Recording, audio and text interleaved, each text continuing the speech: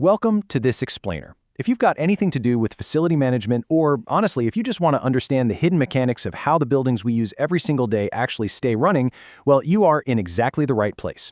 We're going to jump straight in today because we're tackling a daily, grinding frustration that plagues this entire industry. We're looking at some really profound analysis drawn from over 15 years of hard-won, boots-on-the-ground experience. So the main focus of our explainer today? Breaking the cycle. We're going to figure out how to transform facility management from this exhausted department of permanent firefighters into a highly valued strategic asset. If you have ever felt totally trapped in that endless loop of sudden emergencies and constant repairs, you're going to find this breakdown incredibly illuminating. Okay, take a look at this quote. A permanent state of firefighting. The author of our source material highlights this as literally the single most persistent, maddening problem they faced in their 15-plus years in the field. And honestly, it perfectly hits the nail on the head, doesn't it? It captures the everyday pain of the job.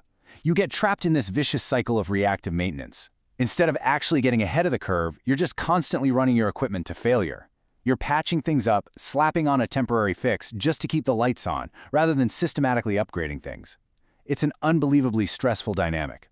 Every single day feels like you're just frantically bailing water out of a sinking boat, always reacting to the loudest alarm instead of planning for tomorrow.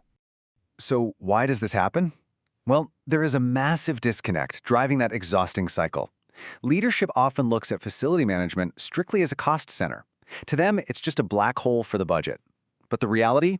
You guys are a strategic asset. The problem is, because there's this enormous lack of data-driven investment, executives really only see the money going out the door when something completely breaks down. They don't see the value you're protecting or the efficiency you're generating. And this misunderstanding, it absolutely traps managers in that stressful dynamic we just talked about. Without the hard data to prove the facility's worth, leadership refuses to invest proactively, which, of course, forces your team right back into that permanent state of firefighting. Section 1. Why the problem persists. Let's look at the systemic roadblocks keeping this problem alive. Think about it. We live in an era of just unbelievable technological progress, right? We've got amazing software, analytics, and automation literally at our fingertips. Yet, despite all of that, the odds are still heavily stacked against the facility manager. Why is that? Well, it comes down to 4 massive roadblocks. First, misaligned incentives. The people holding the purse strings are looking at completely different metrics than the people actually keeping the building from falling apart. Second, you're the invisible department. Facility management is largely unseen by the rest of the company until something goes horribly wrong. Nobody notices the air conditioning until it stops working, right? Third, data silos. Your maintenance team might know a machine is on its last legs, but that data is trapped. It's isolated, so it never actually makes its way to the financial planners. And finally, roadblock number 4, labor shortages. Facility teams are stretched thinner than ever before. We're losing experienced personnel and really struggling to replace them. When you stack these 4 systemic issues up together, you can clearly see why the manager is kept constantly bailing that water. It is not a personal failure. The system itself is what's broken. Section 2. 4 steps to break free. Here is a concrete strategic blueprint to actually fix the system.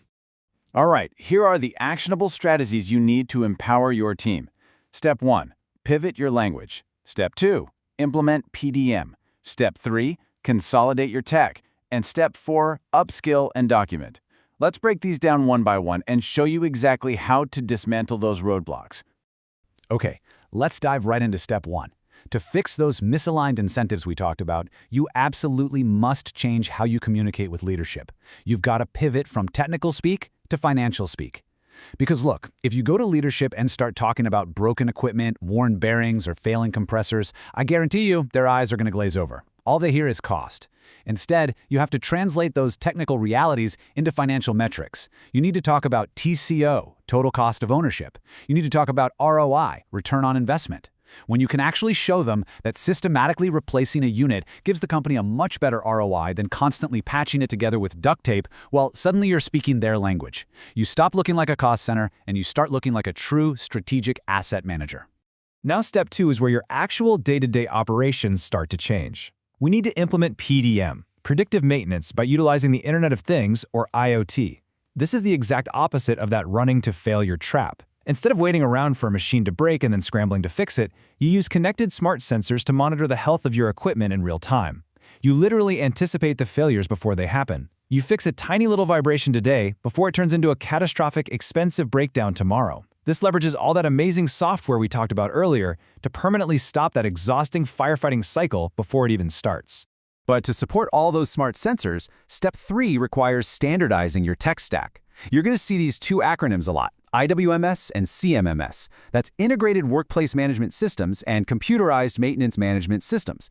By bringing in and standardizing these really robust platforms, you are directly attacking that third roadblock we discussed earlier, data silos. When your maintenance schedules, your inventory, and your equipment health all live in one consolidated, standardized system, the data isn't trapped anymore. The right information flows seamlessly from the boiler room all the way up to the boardroom. And that is exactly what allows for the crucial data-driven investment we've been missing. And finally, Step 4. We have got to address the people side of the equation, specifically those massive labor shortages hitting the industry. The strategy here is to upskill your team and meticulously document your operational knowledge. How? By creating digital knowledge bases and utilizing QR codes. Just picture this. A brand new technician walks up to a really complex piece of equipment. Instead of guessing or having to track down a senior guy, they just scan a QR code right there on the machine. Bam! It instantly pulls up a digital knowledge base with the schematics, the past repair history, even step-by-step video tutorials. By digitizing this kind of tribal knowledge, you are actively protecting your facility against labor shortages. You get to keep that crucial expertise even when your senior staff retires, and you empower your newer workers to perform at a super high level right out of the gate. Which brings us to our final thought for today. After looking at the harsh realities of reactive maintenance, the systemic roadblocks keeping you stuck in this powerful 4-step blueprint, I want to leave you with one very important question. Is your facility running you, or are you running your facility? The tools and strategies absolutely exist to break this vicious cycle. By pivoting your language to focus on ROI, implementing predictive tech, consolidating your systems, and empowering your team with digital knowledge, you can definitively move away from a state of permanent firefighting. You can become the true strategic asset your company actually needs. Thank you so much for joining me for this explainer. I hope you leave today feeling equipped, energized, and ready to take back control of your operations.